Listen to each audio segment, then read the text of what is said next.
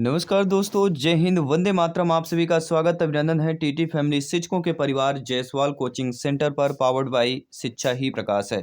दोस्तों, आज की क्लास में हम बात करेंगे बाल विकास CDP child development and pedagogy के मॉडल प्रैक्टिस पेपर की बात करेंगे। 30 महत्वपूर्ण प्रश्न रहेगा। आपके समस्त सीडीपी बाल विकास का पूरा निचोड़ रहने वाला है और इसके पहले 3 model paper already practice paper complete कर चुके हैं, जिसका आई बटन पे यहाँ पे ऑलरेडी लिंक दे दिया गया है। तो चलिए देर न करते शुरुआत करते हैं। 30 महत्वपूर्ण प्रश्नों की यह प्रैक्टिस पेपर रहेगा।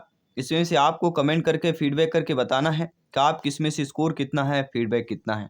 जिनमें से पहला प्रश्न आप लोगों की स्क्रीन पर है। किसके अनुसार बालक का विकास आनुवंशिकता तथा वातावरण का गुणनफल है?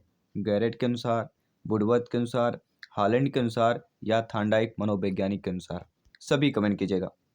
जी हाँ साथियों, आप सभी लोग जानते हैं ये वुडवर्थ के अनुसार बालक का विकास जो है आनुवंशिकता तथा वातावरण का गुणनफल होता है। किसके अकॉर्डिंग? अकॉर्डिंग टू वुडवर्थ की बात करेंगे। तो यहाँ पे हमारा जो सेकंड ऑप्शन दिया गया है वुडवर्थ, वह हमारा सही हो जाएगा। आइए बात करते हैं दूसरे प्रश्न की, जो आप लोगों के स्क्रीन पर प्रश्न आ चुका है। और प्रश्न क्या पूछा जा रहा है? प्रश्न पूछा जा रहा है कि मनोविज्ञान ने सर्वप्रथम अपनी आत्मा का परित्याग किया, फिर अपने मन का और फिर अपने चेतना का। अभी वह एक प्रकार के व्यवहार को सजे हुए है। यह कथन किसका है? स्टेटमेंट किसका है? क्या वह वुंड का है, टिचनर का है, वुडवर्थ का है या मैकडूगल का है? सभी कमेंट कीजिएगा। यह साथियों सभी प्यारे मित्र, प्यारे प्यारे भाइयों की प्यारी प्यारी बहनें, गृहिणी जिनका सपना है सी-टेट एग्जाम को फतेह करना, सभी कमेंट कीजिएगा। तो मनोविज्ञान ने सर्वप्रथम अपनी आत्मा का परित्याग किया, फिर अपने मन का और फिर अपनी चेतना का। अभी वह एक प्रकार के व्यवहार को सजे हुए ये कथन और किसका नहीं? वुडवर्थ का कथन है। नोट कर लीजिएगा। अगला प्रश्न आप लोगों की स्क्रीन पर है। प्रश्न का पूछा जा रहा है, सभी यहाँ पे कमेंट करके बताइएगा। प्रश्न बहुत ही इंटरेस्टेड है कि मनोलैंगिक विकास में सुप्तावस्था का वर्ष अंतराल संबंधित है। 6 से यौवन तक, 2 से 5 वर्ष तक, 18 से 20 वर्षों या 20 से 22 वर्षों की बात करेंगे। तो मनोलैंगिक विकास में जो सुप्तावस्था का वर्ष अंतराल माना जाता है वह 6 से लेकर यौवन तक माना जाता है। यहाँ पे पहला ऑप्शन सही हो जाएगा। इसके बाद आपका अगला प्रश्न आप लोगों की स्क्रीन पर है कि विकास के मनोसामाजिक सिद्धांत का प्रतिपादन किसने किया था? फ्रायड, एरिक एरिक्सन, कोहलर या वाटसन की बात करेंगे। सभी कमेंट कीजिएगा। जी हाँ साथियों, सभी कमेंट कीजिएगा, सभी फीडबैक कीजिएगा। आपका एक एक कमेंट फीडबैक सर्वोपरि है, श्रीमान है। जायसवाल सर अभिनंदन, स्वागत करते हैं। तो यहाँ पे जो आपका ऑप्शन दिया गया है कि विकास के मनोसामाजिक सिद्धांत का प्रतिपादन किसने किया था, तो आप सभी लोग जानते हैं एरिक एरिक्सन की बात करते हैं। सेकंड ऑप्शन यहाँ पर ऑलरेडी सही हो जाएगा। अगला प्रश्न है जो स्क्रीन पर दिया गया है। प्रश्न पूछा जा रहा है, खाली स्थान किसके अनुसार इदम, अहम तथा पराहम व्यक्तित्व के 3 घटक हैं? और कल के प्रैक्टिस पेपर में हमने एक आपके बारे में पढ़ा भी था, डिटेल के साथ चर्चा नहीं किया था, लेकिन इसमें हम ऑलरेडी आपको बता देंगे।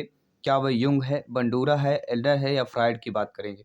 तो आप सभी लोग जानते हैं, अगर कल की प्रैक्टिस पेपर आपने अटेंड किया होगा, कि इदम, अहम, पराहम व्यक्तित्व के 3 घटक है। किसके अकॉर्डिंग है? According to Freud. D option यहाँ पर फोर्थ वाला ऑप्शन सही हो जाएगा। इसके बाद है आपका अगला प्रश्न, किस व्यवहारवादी का मानना है कि अन्य व्यवहारों के भांति भाषा भी क्रिया प्रसूत अनुबंधन द्वारा सीखी जाती है? Skinner, Watson, गुथरी, Thorndike. देखिए यहाँ पे यहीं पर हमारा आंसर क्लियर हो गया था। जब भी क्रिया प्रसूत अनुबंधन का जिक्र होता है, स्किनर का नाम आता है। स्किनर ने चूहा और कबूतर पर प्रयोग किया था, ये भी चीज़ें का याद रखना है। वाटसन जो है व्यवहारवाद के जनक कहलाते हैं। थॉर्नडाइक की अगर बात करते हैं, प्रयास और त्रुटि की सिद्धांत की बात करते हैं, इन्होंने बिल्ली पर प्रयोग किया था। ठीक है, तो प्रत्येक ऑप्शन को डिटेल के सामना जरूरी हो जाता है, क्योंकि कोई भी ऑप्शन को लेकर प्रश्न क्रिएट हो सकता है, बन सकता है, पूछा जा सकता है। अगला प्रश्न है, निम्न में से कौन केंद्रीय प्रवृत्ति का माप नहीं है? तो आप सभी लोग जानते हैं, बहुलांक हो गया, मध्यांक हो गया, मध्यमान हो गया, ये तीनों जो है केंद्रीय प्रवृत्ति के माप हैं, लेकिन प्रसार जो है यह आपका माप नहीं कहलाता है। इसलिए according to question second option सही हो जाएगा। नो डाउट, आई होप प्रत्येक प्रश्न को आप लोग अच्छे तरीके से समझ रहे हैं। आइए बात करते हैं अगले प्रश्न की। अधिगम में प्रथम व भूल के सिद्धांत का प्रतिपादन किसने किया? हेगार्टी, पॉलाव, थॉर्नडाइक, हल। तो हमने पिछले ही आपके क्वेश्चन पे ऑप्शंस पे जो था ऑलरेडी बता दिया था कि जब भी प्रश्न प्रयत्न और भूल के सिद्धांत की बात की जाती है, थॉर्नडाइक का नाम आएगा। थॉर्नडाइक जो है मनोवैज्ञानिक है, किस बिल्ली पर प्रयोग किया था, सभी लोग जानते हैं। बाकी सभी मनोवैज्ञानिकों पार्ट वाइज आपको ऑलरेडी मनोवैज्ञानिकों क्लास कंप्लीट हो चुकी है, जिसका एंड स्क्रीन पर हम आपको ऑलरेडी दे देंगे और प्ले लिस्ट यहाँ पे दे देंगे, तो आप लोग देख सकते हैं। निम्नलिखित मापन स्तरों में सबसे अच्छा कौन होता है? क्या वह अनुपात है, नामिक है, क्रमिक है या अंतराल है? सभी कमेंट कीजिएगा। सारे प्रश्न यहाँ पे संभावित प्रश्न है। निम्नलिखित मापन के स्तरों में सबसे अच्छा जो हमारा मापन के स्तर कहलाता है वह कहलाता है अनुपात। जैसे 1:1 या 1:2। तो अनुपात जो स्तर है सबसे अच्छा मापन स्तरों में माना जाता है। अगला प्रश्न है, निम्नलिखित में से कौन जो है व्यक्तित्व प्रक्षेपी परीक्षण नहीं है? ये प्रश्न हम ऑलरेडी तीसरे प्रैक्टिस पेपर पे कर चुके हैं। आप सभी लोग जानते हैं टीएटी जो है व्यक्तित्व प्रक्षेपी परीक्षण है, रोरसा स्याही धब्बा परीक्षण है, शब्द साहचर परीक्षण है, लेकिन 16 पीएफ परीक्षण नहीं है। ये कई बार सीटेट या अदर टीटी एग्जाम में पूछा गया प्रश्न है, रिपीटेड प्रश्न है, संभावित प्रश्न है। तो 16 पीएफ परीक्षण यह हमारा व्यक्तित्व प्रक्षेपी परीक्षण नहीं कहलाता है। आइए बात करते हैं आपके अगले प्रश्न की। आवश्यकता का पदानुक्रम सिद्धांत किसके द्वारा प्रतिपादन किया गया? Abraham Maslow, J V Watson, Kohler, E P Pavlov. सभी कमेंट करके बताइए। जब भी आवश्यकता का पदानुक्रम सिद्धांत का जिक्र होता है, इसके प्रतिपादन का जिक्र होता है, एक ही नाम आता है अब्राहम मैस्लो। जी हाँ, पदानुक्रमिक सिद्धांत का जिक्र होगा, अब्राहम मैस्लो का नाम सर्वोपरि आ जाता है। अगला प्रश्न है, निम्नलिखित में से किसको जो है मुख्य अर्थात अधिकारी ग्रंथि कहते हैं? क्या वह एड्रिनल ग्रंथि है, क्या वह थायराइड ग्रंथि है, क्या वह अंतःस्रावी है या पीयूष ग्रंथि है? सभी कमेंट कीजिएगा। जी हाँ मेरे प्यारे प्यारे भाई बहन गृहिणी, सभी कमेंट कीजिएगा जिनका सपना है सीटेट एग्जाम को फतेह करना, टीटी एग्जाम को फतेह करना, सीडीपी बाल विकास में 30 में से 25 प्लस का स्कोर करना, साथ ही साथ आउट ऑफ 150 में से आप लोगों को 125 प्लस स्कोर प्राप्त करना। जयसवाल सर आप सभी का अभिनंदन, स्वागत करते हैं। प्रत्येक प्रैक्टिस सेट में आपका अभिनंदन है, स्वागत है। प्रत्येक प्रैक्टिस सेट में लाइव क्लास होती है और डेली हमारी लाइव क्लास होती है। आज जो मैथमेटिक्स के 4 PM में आपके मैराथन मैथ्स की लाइव क्लास होने वाली है, तो 4 PM में लाइव क्लास में जरूर जुड़िएगा। बाकी बात कर रहे हैं कि निम्नलिखित में किसको मुख्य अधिकारी ग्रंथि कहते हैं? तो आप सभी लोग जानते हैं पीयूष ग्रंथि जो हमारी मुख्य या अधिकारी ग्रंथि कहलाती है। साथ ही साथ आप लोगों का अगला प्रश्न स्क्रीन पर है, आपका एक एक फीडबैक सर्वोपरि है, शर्मान है। अगला प्रश्न है, निम्नलिखित में से या खालिस्तान ने सामूहिक अचेतन का संप्रत्यय दिया? क्या फ्राइड की बात करेंगे, युंग ने, एडलर ने या सलीवन ने दिया था? देखिए जब भी सामूहिक अचेतन संप्रत्यय के जिक्र होता है, एक ही नाम जबान पर आता हुआ युंग। जी हाँ सोचो, युंग ने सामूहिक अचेतन का संप्रत्यय दिया था। सेकंड ऑप्शन यहाँ पर सही हो जाएगा। इसी के साथ ही आपका अगला प्रश्न है कि अंगूर खट्टे हैं, यह उदाहरण कैसा कहला जाएगा? यह भी सीटेट या अदर टीटी एग्जाम में पूछा गया प्रश्न है। क्या वह प्रतिगमन है, दमन है, युक्तिकीकरण है या प्रतिक्रिया निर्माण की बात करते हैं? हम सभी जानते हैं अंगूर खट्टे हैं, इसका जो एग्जाम्पल है वह आपका युक्तिकीकरण हो जाता है। थर्ड वाला ऑप्शन यहाँ पर सही हो जाता है। साथ ही साथ आपका जो अगला प्रश्न स्क्रीन पर है कि अधिगम का क्रिया प्रसूत अनुबंधन सिद्धांत खालिस्तान द्वारा दिया गया था? थॉर्नडाइक द्वारा, ईपी पाउलो द्वारा, टालमैन द्वारा या स्किनर द्वारा दिया गया था? तो आप सभी लोग जानते हैं अधिगम का जो क्रिया प्रसूत अनुबंधन का सिद्धांत है जिसके द्वारा दिया गया था वह कोई और नहीं आपके स्किनर की बात करते हैं। यहाँ पे फोर्थ ऑप्शन आप लोगों का सही हो जाएगा। इसी के साथ ही आपका अगला प्रश्न है, आप लोगों की स्क्रीन पर है कि औसत बुद्धि वाले बालकों की बुद्धि लब्धि अर्थात IQ किसके बीच होती है? 70 से 89, 50 से 59, 90 से 109 या 110 से 129? तो सभी लोग जानते हैं जब भी औसत का जिक्र होता है, औसत बुद्धिलब्ध IQ का जिक्र होता है, तो कहीं ना कहीं ये 100 के आसपास होगा। तो हमारा जो देखिए 100 के आसपास, देखिए थर्ड वाला ऑप्शन है कि 90 to 109, ये हमारा क्या कहलाता है? औसत बुद्धिलब्ध IQ के बीच हमारा औसत बुद्धिलब्ध वाला जो ग्रुप होगा वह हमारा तीसरा वाला ऑप्शन, थर्ड वाला ऑप्शन सही हो जाएगा। इसी के साथ ही आपका अगला प्रश्न पूछा जा रहा है कि बंडूरा का यह कथन है कि बच्चे प्रतिज्ञाएं प्रतिमानीकरण द्वारा सीखते हैं, जिसको भी कहा जाता है अंतर्दृष्टि द्वारा सीखना कहा जाता है, अभ्यास द्वारा सीखना कहा जाता है, निरीक्षणात्मक अधिगम कहा जाता है या पुरस्कार द्वारा सीखना कहा जाता है? तो बंडूरा का कथन है कि बच्चे प्रतिज्ञाएं प्रतिमानीकरण द्वारा सीखते हैं, इसको क्या कहा जा सकता है? इसको निरीक्षणात्मक अधिगम भी कहा जा सकता है। तो प्रतिमानीकरण मतलब निरीक्षणात्मक अधिगम, ये चीज़ें आपको अपने माइंड पे स्टोर कर लेना है। साथ ही साथ अगला प्रश्न स्क्रीन पर पूछा जा रहा है, इंटरेस्टेड प्रश्न है और इस प्रश्न को हम वीवीआईपी कैटेगरी पर रखेंगे क्योंकि आपको पता है जीन प्याजे जी से 2-3 प्रश्न अवश्य पूछ लिए जाते हैं। जीन प्याजे जी का प्रश्न 100 to 100% आएगा, ये ध्यान दीजिएगा। जीन प्याजे जी के संज्ञानात्मक विकास सिद्धांत में अमूर्त तर्क एवं परिपक्व नैतिक चिंतन किस अवस्था की विशेषता है? पूर्व संक्रियात्मक अवस्था, संवेदात्मक गामक अवस्था, औपचारिक संक्रियात्मक अवस्था, मूल संक्रियात्मक अवस्था। तो पियाजे जी के संज्ञानात्मक विकास में अमूर्त तर्क एवं परिपक्व नैतिक, अमूर्त मतलब क्या होता है, अमूर्त या औपचारिक, मतलब यहाँ पे थर्ड वाला ऑप्शन सही हो जाएगा। प्रश्न पर ही हमारा उत्तर दिया गया था। और जीन प्याजे सभी लोग जानते हैं, संवेदी गामक अवस्था जन्म से लेकर 2 वर्ष तक की अवस्था, पूर्व संक्रियात्मक अवस्था 2 से लेकर 7 वर्ष तक की अवस्था, मूल संक्रियात्मक अवस्था 7 से लेकर 11 वर्ष तक की अवस्था और चौथी औपचारिक है 11 से लेकर 15 या 11 वर्ष से आगे तक की अवस्था। ये 4 अवस्थाएं हैं, इन 4 अवस्थाओं से प्रश्न अवश्य पूछा जाता है।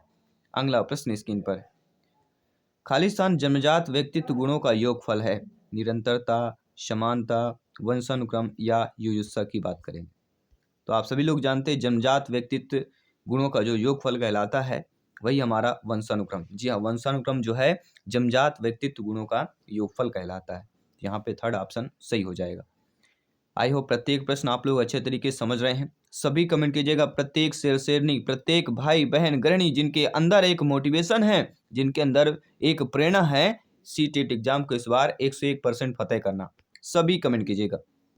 जी हाँ, अगला प्रश्न है, मनोवैज्ञानिकों के अनुसार निम्न में से किस विधि द्वारा मूल प्रवृत्तियों में परिवर्तन लाया जा सकता है? क्या वह मार्गांतरीकरण है, सह संबंधन है, विलयन है या नवीनीकरण है?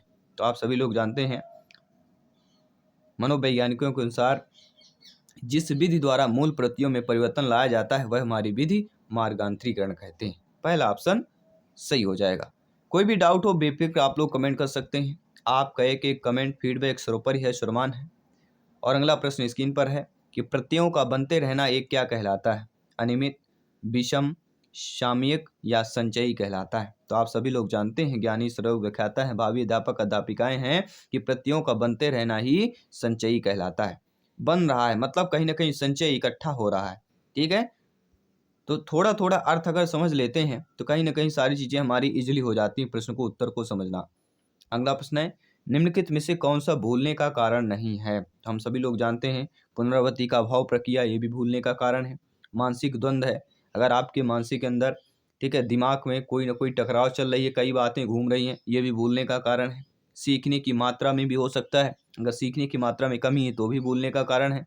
लेकिन शिक्षक की योग्यता ये भूलने का कारण नहीं होता, इसलिए according to question fourth option सही हो जाएगा।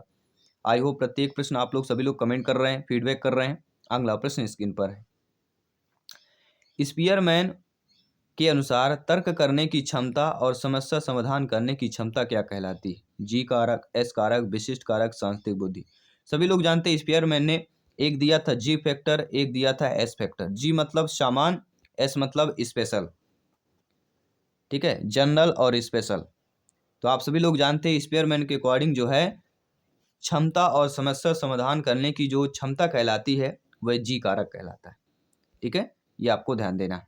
अगला प्रश्न स्क्रीन पर है, अगला प्रश्न है, पढ़ाते समय समान कक्षा में अध्यापक का सर्वाधिक ध्यान किस मनोवैज्ञानिक तथ्य पर होना चाहिए? शारीरिक क्षमता, शिक्षण तकनीक, व्यक्तित्व विभिन्नता या पारिवारिक स्थिति।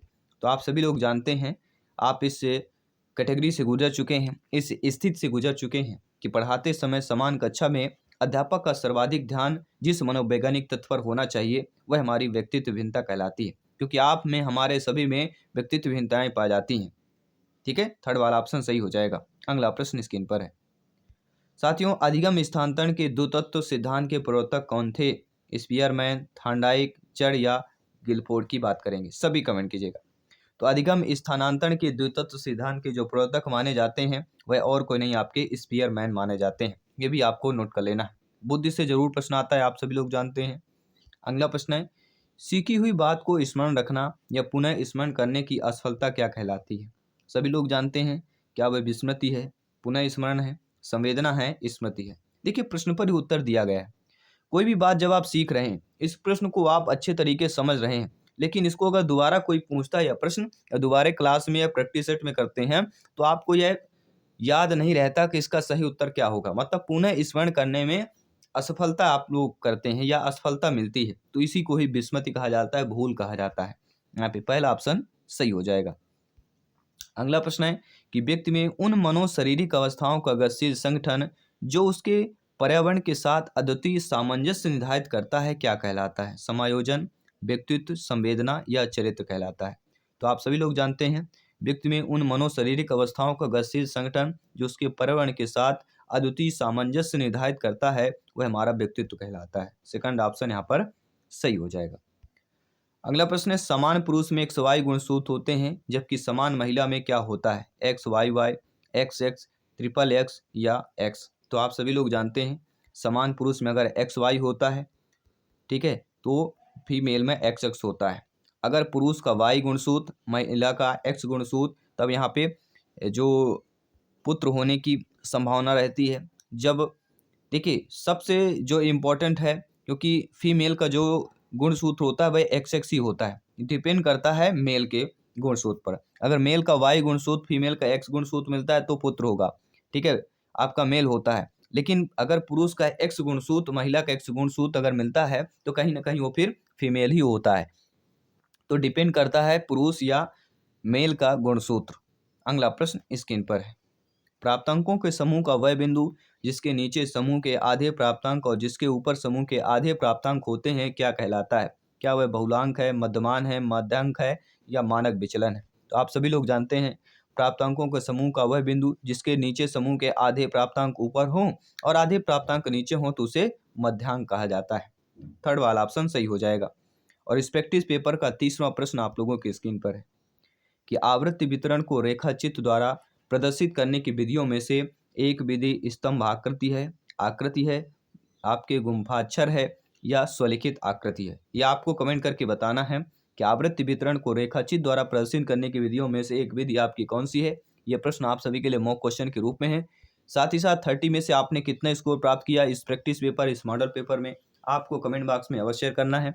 मैं आपके लाइव क्लास 4 PM में आपके लाइव क्लास में मिलता हूँ। सभी मित्रों को जय हिंद, वंदे मातरम, धन्यवाद सभी का।